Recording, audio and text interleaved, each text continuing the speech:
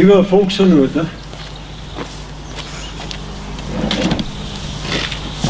in die dagboek van die Geloofsbond van Hervormde Gemeentes staan daar onder 16 Juni die volgende opmerking.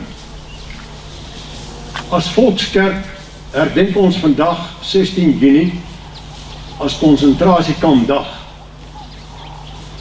Op donderdag 16 Juni 1900 het Lord Frederick Roberts, bevelvoerder van die Britse magte tydens die Tweede Vryheidsoorlog, 'n proklamasie uitgevaardig wat die Britse beleid van verskroeide aarde amptelik verklaar het. Hierdie beleid van plaashuise afbrand en voedselvoorrade vernietig is geïntensifiseer onder Herbert Kitchener. Vroue, kinders en bejaardes wat as gevolg hiervan sonder heenkome gelaat is in konsentrasiekampe geplaas. En dan noem hulle na beraming het daar sowat 34.000 vrouens, kinders, oumans omgekom in die konsentrasiekampe. Nou vriende, hierdie proklamasie van Roberts is uitgevaardig op die 16de Juni. Dit was 4 dae na die afloop van die slag van Donkerhoek, hier so 20 kilometer buite Pretoria. En so wat 2 weke nadat Johannesburg en toe Pretoria ingeneem is deur die Britse magte. Johannesburg is ingeneem op die 31ste Mei en op die 5de Juni is Pretoria ingeneem. En wat die Britte betref het, en Kitchener en Roberts, was dit die einde van die oorlog. Hulle was gewoon in Europese oorlog, as jy die hoofstede oorwin het, dan het jy eintlik die oorlog gewen. En hulle het die fout gemaak om te dink dat dit selfde sou wees hier in Suid-Afrika. Hulle het rede gehad om so te dink. Op die 31ste Mei, toe het president Kruger se senior generaals by hom aangedring dat daar vrede gesluit moes word.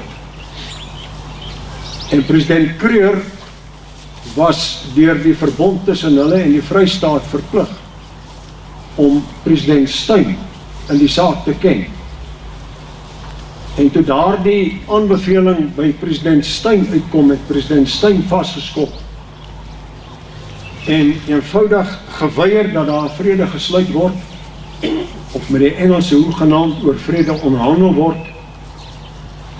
En die gevolg was dat die oorlog daarna nog so wat 2 jaar verder geduur het. Dat daar verskriklike verliese gelei is aan goedere, plase wat vernietig is deur die hele verskroeide aarde beleid, en natuurlik die lewens in die konsentrasiekamp. Maar daarvan skryf Jan Smuts, ja,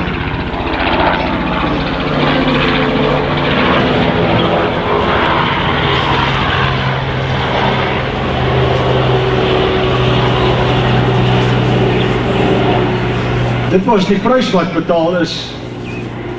Maar dan sê hy, maar dit het ook seker gemaak dat die boere nooit met kop omhoog sou moes loop nie, hulle sou kon opstaan met trots in hierdie wêreld.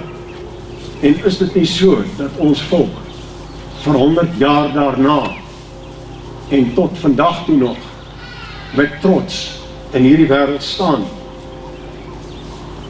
Nou interessant is dat 'n jaar nadat Roberts se proklamasie uitgevaardig was, en so terloops, hulle het met hierdie plaasverbranding begin al voor daardie proklamasie uitgevaardig was. Daardie proklamasie het dit maar net as amptelike oorlogsbeleid gestel. Maar 'n jaar daarna, op die 14de Junie 1901, tydens 'n ete wat aangebied is deur die National Reform Union daar in Brittanje, dit was mense wat gekant was teen die oorlog en die wyse waarop het gevoer was, het die leier van die liberale oppositieparty in Brittanje, sy naam was Sir Henry Campbell Bannerman, het hy toespraak gelewer by daardie ete, en in sy toespraak het hy die vraag gestel, wanneer is 'n oorlog nie 'n oorlog nie? En toe het hy self die antwoord daarop gegee en gesê, wanneer dit gevoer word met metodes van barbarisme in Suid-Afrika. En daardie uitdrukking, methods of barbarism, metodes van barbarisme, het bekend geraak. En dit het spesifiek verwys na die Britse militêre beleid om die land te verwoes en om die nie vegtende burgerlike bevolking in konsentrasiekampe te werk, waar hulle onder die haglikste omstandighede denkbaar aangehou is en stelselmatig aan uitsterwing onderwerp is. Nou die woord konsentrasiekamp, dit wek by alle beskaafde mense 'n gevoel van weerstand. Dit word geassosieer met wreedheid, met verdrukking, hardvochtigheid en ongevoeligheid aan die kant van die verdrukker.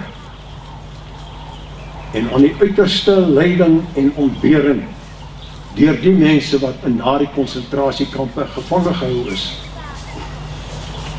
Nou by 'n vorige geleentheid hier by hierdie herdenking het professor Frans Johan Pretorius 'n uitstekende uiteensetting gegee oor die ontwikkeling van die Britse beleid wat uiteindelik bekend geword het as die verskroeide aarde beleid.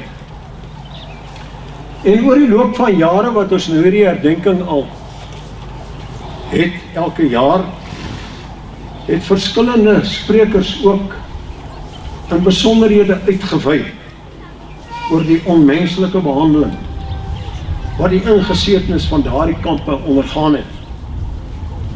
Siek kinders wat aan die ontsettende winterkoue op die klipharde grond moes probeer slaap, dikwels in nat kleding, nat beddegoed, omdat die tente geskeur en ondig was teen die reën en die wind. Moeders wat magteloos moes toekyk hoe hulle kindertjies wegkwyn en op hulle skote sterf aan siekte en honger. Die vernedering waaraan die vrouens onderwerp is, wanneer hulle met hulle babas deur swartes, wat deur die Britte bewapen was, gevange geneem en soos diere deur die veld aangejaag is. Die vernedering van vrouens wat in aanskoue van almal om hulle geboortes moes gee aan babas. Moeders wat hulle gestorwe kinders op pad na die kampe toe, daar in die veld waar hulle gesterf het, moes begrawe. En ander gruwels waaroor ons liefs nie hier wil uitwy nie. Jy weet, as 'n mens die opgetekende herinneringe lees van die mense wat dit deurgegaan het, dan klink die getuienis wat hulle lewer soos 'n refrein wat homself herhaal, keer op keer. En dit is dan geen wonder nie, dat 'n Britse predikant, 'n sekere Dr. C.F. Eckert, op 22 Desember 1901, het 'n diens gehad daar in die Engelse kerk te Liverpool.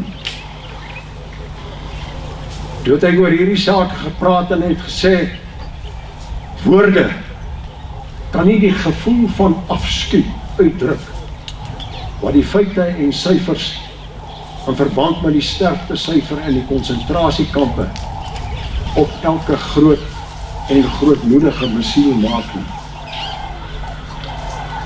Hy sê Groot-Brittannië kan nie sy oorloof hê nie, sonder om die toevlug te neem tot die laagste veragtelike daad van die veragtelikste skip op aarde.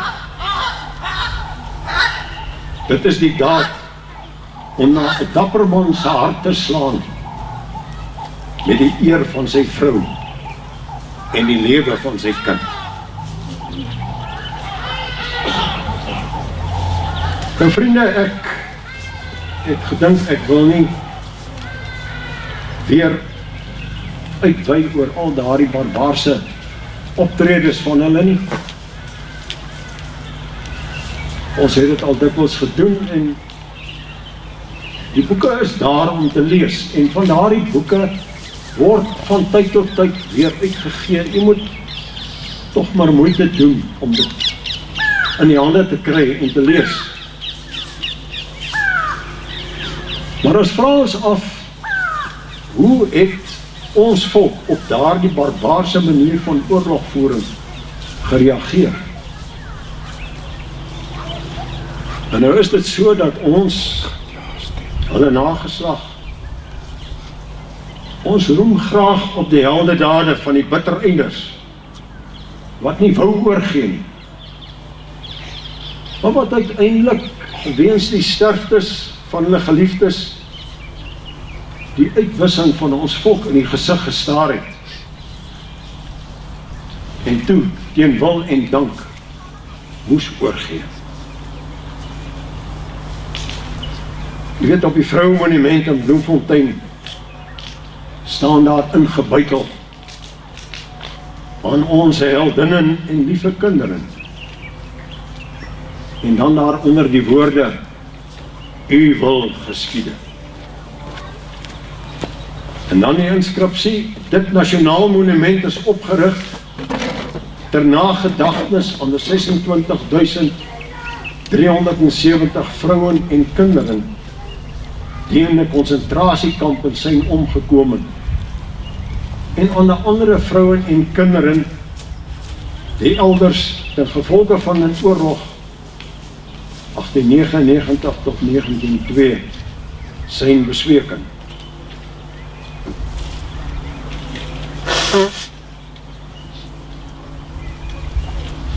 Ekskuus toch.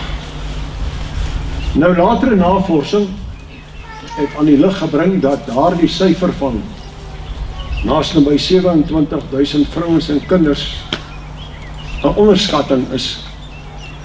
Daar was min of meer 34.000 wat dood is. Op pad na die kampe toe en in die kampe self.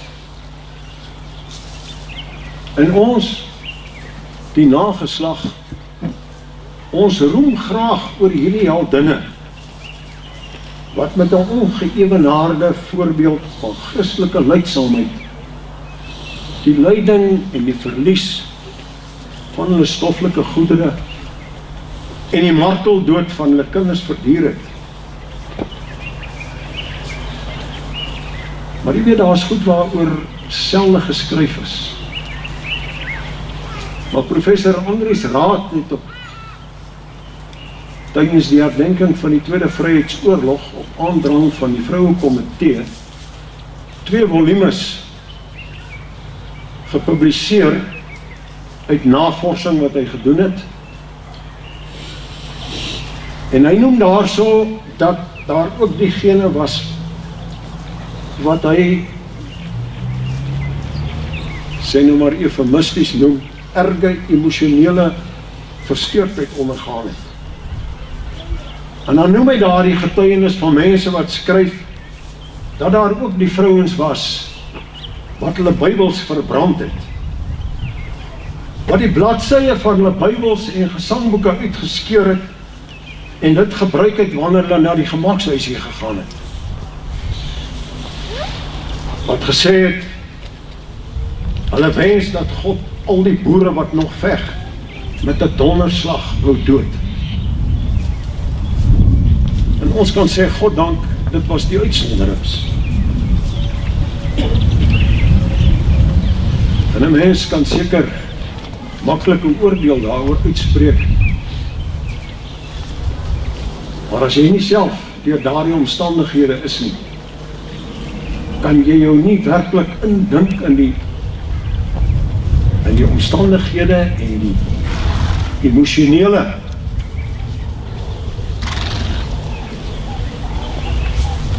emosies wat daardie mense moes deurgaan en ondervind het. Ons het al by 'n vorige geleentheid verwys na die woorde van generaal Smuts. Hy was vaardig met 'n pen. En hy het verslae geskryf aan die president oor wat hy daar in die veld waarneem.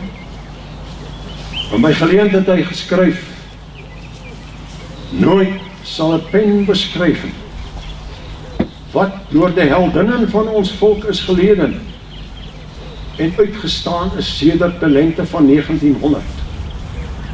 De hoon, de versmading en verachting, de barbaarse ruwheid waarmee deze onskuldige vrouwen en kinderen zijn behandeld geworden en nog behandeld worden. Dit gaat alle verstand te boven. En dan sluit hy af en sê, ja, die martelaars van die middeleeuwe hebben niet skoner geloof en taaier volharding aan de dag gelegd dan de boerenvrouwen van een heilige dag, van de huidige dag. Nou, lieve volksgenote, jy weet, mense en volke herdenk graag die mooie momente en die hoogtepunte in ons lewens.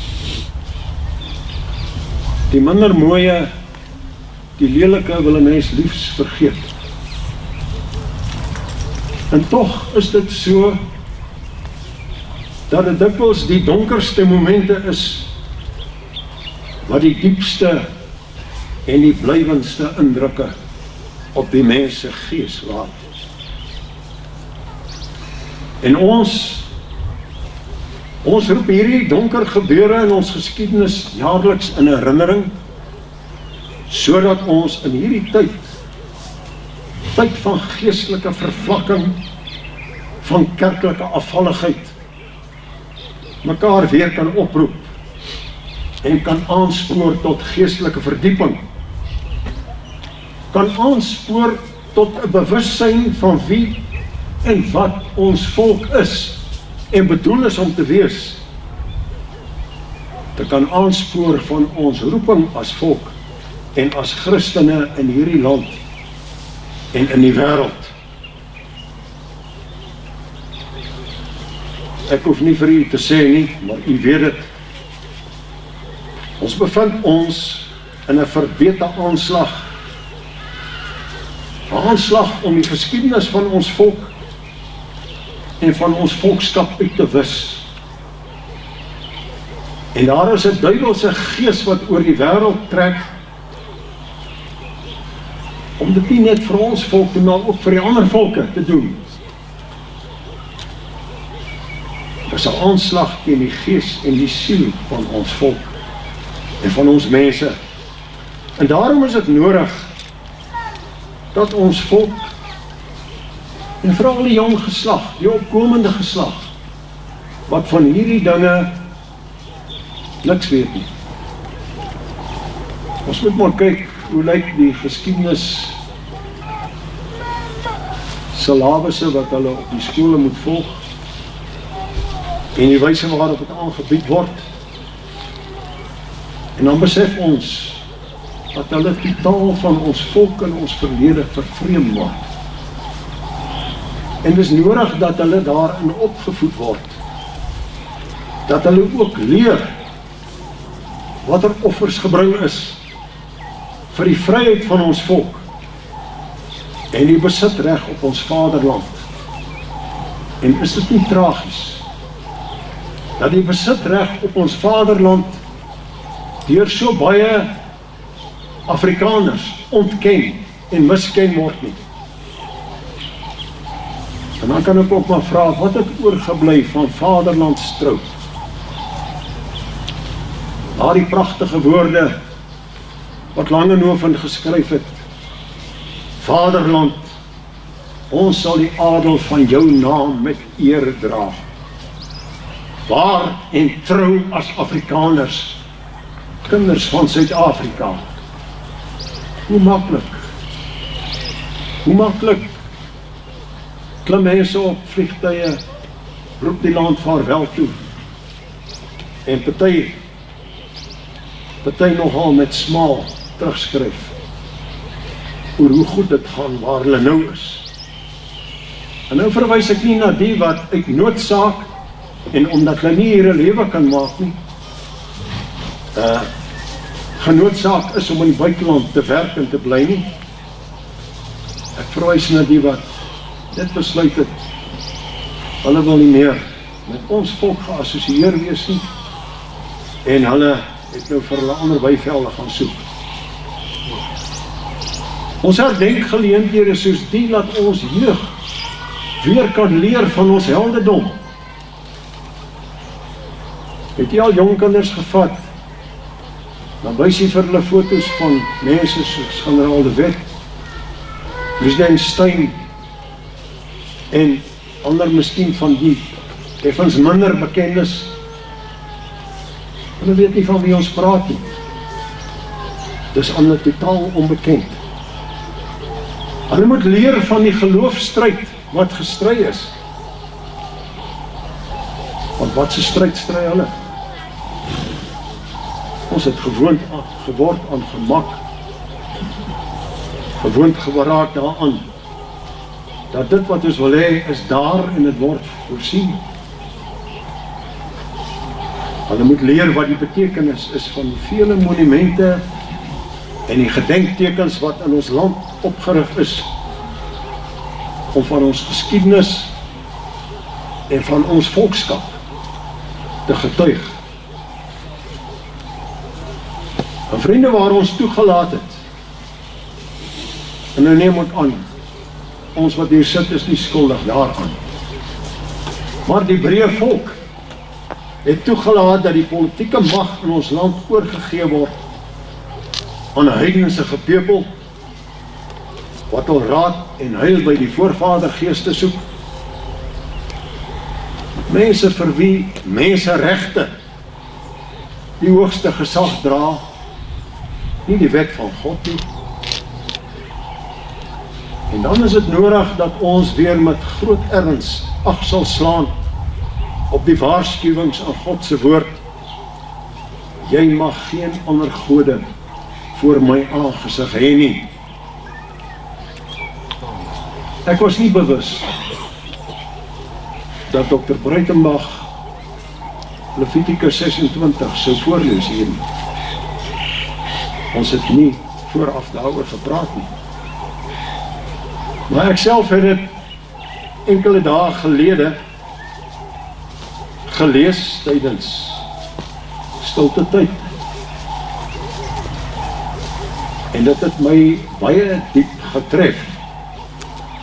En my het besef dat ons moet oor daardie dinge hier praat met mekaar. Jy weet, ons is pas deur 'n verkiesing. En feitlik op elke plakkaat wat jy gesien het die boodskap maar daar gepryk. Stem vir ons. Ons sal Suid-Afrika red. Daar was selfs oproepe dat daar biddae gehou moes word vir die verkiesing. Biddae waarop elke volk en gemeenskap tot sy afgod moes bid. Waarvoor hy moes bid, weet ek nie. Maar jy weet, op sulke nasionale biddae word die God van die Bybel maar geag as een van die vele gode wat in hierdie land aanbid word. Hy is maar net nog een. En hoe anders klink dit tog nie as die woorde van die bloedrivier gelofte. Toe ons Vader daar gestaan het en met die grootste erns verklaar het, hier staan ons voor die heilige God van hemel en aarde, om 'n gelofte aan hom te doen. En jy weet wat my opgeval het na die verkiesing, toe die uitslae nou lyk soos dit gelyk het. Toe die radiostasie waarna ek geluister het op daai stadium was Pretoria FM. Hulle het gepraat van 'n opname wat so gedoen is onder die mense. En dat 'n stuk of 80% van die mense wat gereageer het op die opname gesê het, ja, nou is die enkelike ding wat moet gebeur, is nou maar 'n koalisie tussen die ANC en die DA. Vriende, dis Afrikaners, dis ons mense, lede van ons volk, of ons daarvan hou of nie. Gods woord leer vir ons, dat daar geen gemeenskap kan wees tussen gelowiges en ongelowiges nie, tussen God en die duiwel. Ek het nie politieke oplossings nie, maar ek kan vir u sê, as ons volk gaan bly berus in hierdie toestand, waar God ook maar een van die vele gode is, waar sy wet op sy gestoot word vir menseregte, wat dan nou die hoogste gesag dra, vriende, dan is daar vir ons volk geen vooruitsig in hierdie land en in die toekoms nie. En dat ons maar die woorde weer ter harte neem wat ons gehoor het met die opening van hierdie geleentheid. Hoe dit gaan het, en hoe dit gaan as ons volk God, as ons God aanneem en hy ons as sy volk aanneem, en daarenteen wat ons te wagte kan wees en vandag elke dag ondervind, wanneer ons hom dan verwerp en saam met al hierdie ander afgode ook dink dat hy maar een van hulle is en dat die land op daardie wyse regeer kan word. Ek dank u vir die tyd. Dankie dat ons saam oor hierdie sake kan besin. Dankie dat u die moeite getroos het om hierdie geleentheid by te woon. Vriende, laat dit ons in die hart gryp, dat ons as volk nooit vergeet wat ons voorouers opgeoffer het. En dat daardie bloed van daardie kindertjies wat dood is, dit roep na God van die aarde af. Soos wat hy eendag vir Kain gesê het, toe die vir hom gesê het, ek weet nie waar my broer Abel is nie, ek is nie sy wagter nie. En wat was God se antwoord aan hom? Die bloed van jou broer roep na my van die aarde af. God sien, God hoor, hy weet hierdie dinge. En laat ons as volk hom eer en laat ons beywer en bid dat ons geestelik en ook fisies kan uitskei van hierdie bedeling en weer as 'n volk op ons eie voete kan staan onder 'n grondwet wat God eer as die hoogste gesag in ons lewens. Ek dank u.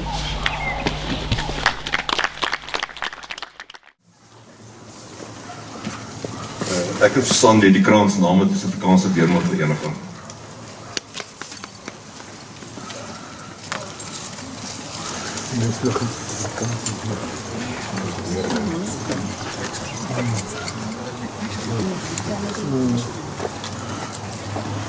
Ek is Leandrie Ackerman en ek leer Krans namens die EPA.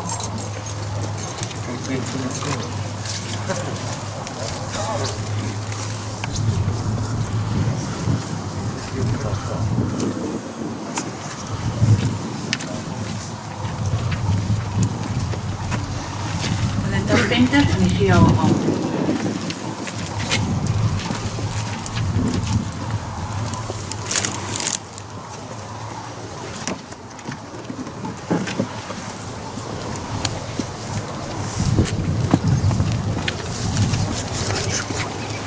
Paul Venter van VA. Nee.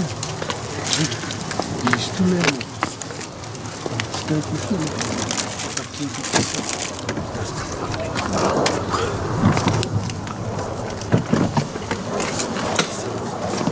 Goeiemôre, Norman van die Genootskap vir die Handhaving van Afrikaans.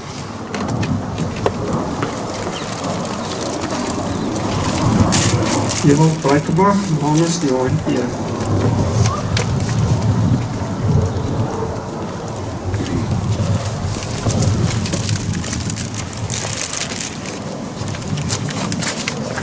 My naam is Pieter Steyn, namens die AWB.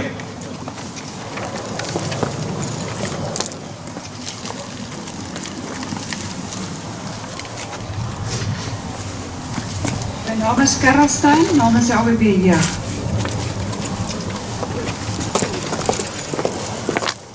Berdig Organise, Lugmag.